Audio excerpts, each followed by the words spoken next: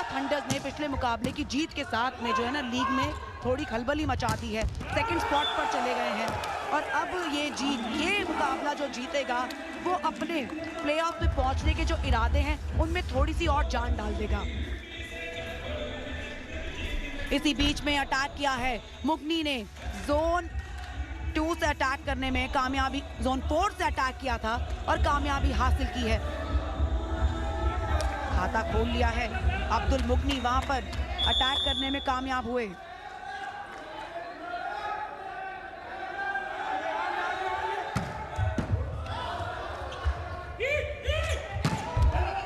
नीति help me with this, but मैंने जितना ऑब्जर्व किया गोरखपुर को, ऐसा लगता है कि उनका प्रिसिजन पे, मतलब फोर्स से भी ज्यादा डायरेक्शन हो, फिर भी प्लेसमेंट इतनी बेहतरीन रहती है कि वो पॉइंट उन्हें मिल जाता है।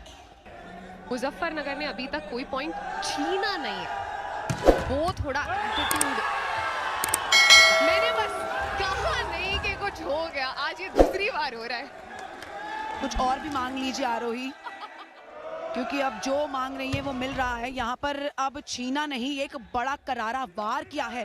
बीच में वो कम्युनिकेशन, वो अंडरस्टैंडिंग, वो कॉम्बिनेशन एक सेटर और मिडल ब्लॉकर के बीच का कमाल कर गया। आते ही, वापस आते ही अटैक करके पॉइंट लिया है। रोर कर रहे हैं टीम के कप्तान।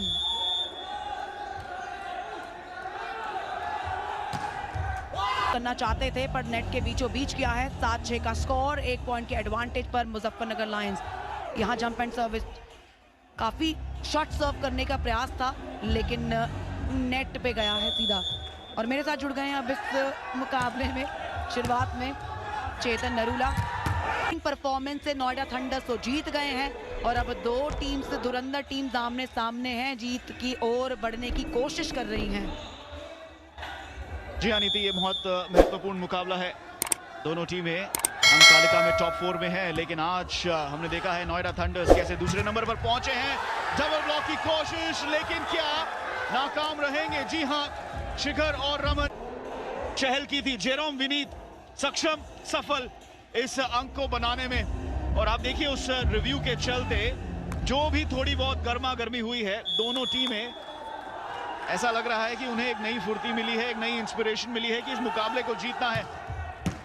कड़ा मुकाबला होने वाला है ये। सकलीन तारिक ने जस्ट उसे टैप इन किया। रमन करेंगे स्पाइक, ट्रिपल ब्लॉक की कोशिश थी और चेक पॉइंट मिलेगा। 8-8 की बराबरी। अभिलाष और जेरोम विनीत वहां पर थे ब्लॉक के लिए मौजूद और क्या चेकआउट निकाला है रमन, क्या चेकआउट निकाला है। ब्लॉकर्स के हाथों से टच कराकर ये अटैक करना, रिस्ट वर्क, एक परफेक्ट रिस्ट वर्क का कमाल किया है।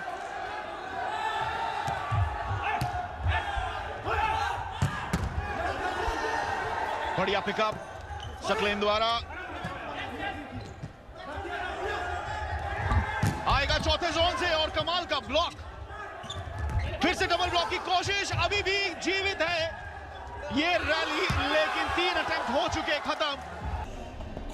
ब्लॉक से रिबाउंड उठा लिया था वहां पर अब्दुल मुगनी ने, उस पर डाई भी लगा दी थी विकी ने, लेकिन रमन बैक करके जब आप क्रॉस करने की कोशिश करो तो नेट को एंटिसिपेट करना इतना आसान नहीं है, टफ काम जरूर था वहां पर। बढ़िया उनका रहा स्पाइक, सर्व रहेगी मुजफ्फरनगर के पास। 12-10, 2 की बढ़त अभी भी। और शिखर का स्पाइक, इस बार खेल अभी भी जारी। ब्लॉक किया है, स्पाइक किया शिखर ने, उसके बाद रहा ब्लॉक, लेकिन जहां स्पाइक रहा सक्सेसफुल वहीं सफलता नहीं मिली। ब्लॉक में भी चिराग का अटैक लाइन की तरफ आते हुए उन्होंने लगाया ये स्पाइक और जो 3 अंकों की बढ़त खो दी थी उसे वापस पा लिया है। कोच ललित कुमार प्रसन्न नजर आ रहे हैं, मुस्कुराते नहीं हैं ज्यादा। जेरोम, और इस बार अंदर ही है, अंदर ही है। काफी गैप रहा एंड लाइन तक, प्रोटेक्शन नहीं दी डिफेंडर्स ने गोरखपुर के। आसानी से बस देखते ही रह गए गेंद को। और बिल्कुल आप देखिए कैसे क्रॉस कोर्ट, दूसरी जोन से आके क्रॉस कोर्ट की कोशिश थी और बिल्कुल नपी तुली स्पाइक थी जेरोम की।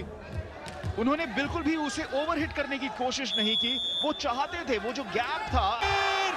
नहीं नहीं नहीं, अर्जुन दोबारा जा रहे थे सेटअप करने के लिए। देखिए कैसे ये मुकाबला पलटवार खा रहा है। शिखर का स्पाइक नेट से लगकर वापस आया जहां अर्जुन पिकअप कर सकते थे। शिखर ने कोशिश दोबारा की यहां पर। सभी के खेल की शुरुआत फिर से आए हैं दूसरी जोन से, बाएं हाथ से, लेकिन रेफरी का जो इशारा रहा है वो गया है गोरखपुर की ओर। हमने नहीं देखा है जेरोम को इस फॉर्म में। आज वो पूरा फॉर्म लेकर पहुंचे हैं कोर्ट पर। बड़े खिलाड़ी बड़े मोमेंट्स पर आते हैं और बड़े अंक बनाते हैं। सर्विस रहेगी अब जेरोम की। लो पिकअप, इस बार लाइन टू लाइन के लिए गए थे लेकिन अंक मिला है गोरखपुर को चेकआउट पॉइंट के चलते। सेकंड रेफरी ने इशारा कर दिया था। अब्दुल ने फिर से, देखिए दिशा अच्छी नहीं थी लेकिन जो चेकआउट पॉइंट आया उसके चलते वो अंक बनाया है।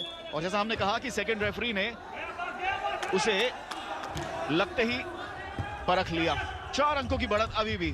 चौथी जोन से आएगा ये अंक, लेकिन कहां गेंद उड़ते हुए बाहर जा रही थी। रमन की कोशिश लेकिन विफल रही। डाइव लगा के गेंद को जीवित रखने की कोशिश थी। क्या उससे पहले टच लग चुका था जिसके चलते उन्होंने ये कोशिश की, क्योंकि गेंद उड़कर जा रही थी पार। ऐसा प्रतीत होता है कि शमीम की शायद उंगलियों से टच हुआ था। लेकिन जैसा हमने कहा कि अंक अभी भी मुजफ्फरनगर के पास। 5 अंकों की बढ़त बरकरार। अब्दुल एक बार फिर से, इस बार स्पाइक आसानी से, खाली स्पेस का उन्होंने पूरा फायदा उठाया है। लेकिन गोरखपुर को थोड़ा सा और जोर लगाना होगा क्योंकि अभी भी 4 अंकों का फासला है। इस फासले को कैसे कम करेंगे? सर्विस है अब उनके पास। ओ बढ़िया बढ़िया खेल दिखाया है नेट प्ले पर शमीम ने और ये अंक बनाया है। क्या अभी भी कुछ जान बाकी है इस पहले सेट में? गोरखपुर एक ऐसी टीम है जो अंत तक पीछा नहीं छोड़ेंगे मुजफ्फरनगर का। स्कूल के ये छोटे छोटे बच्चे आज इस मुकाबले को देखने आए हैं।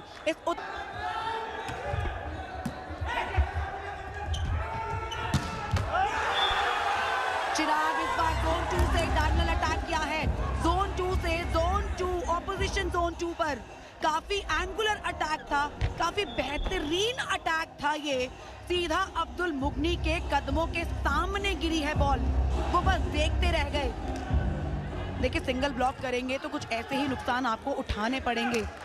मुजफ्फरनगर लायंस अब मात्र 1 पॉइंट, 1 कदम दूर पहले सेट की जीत से।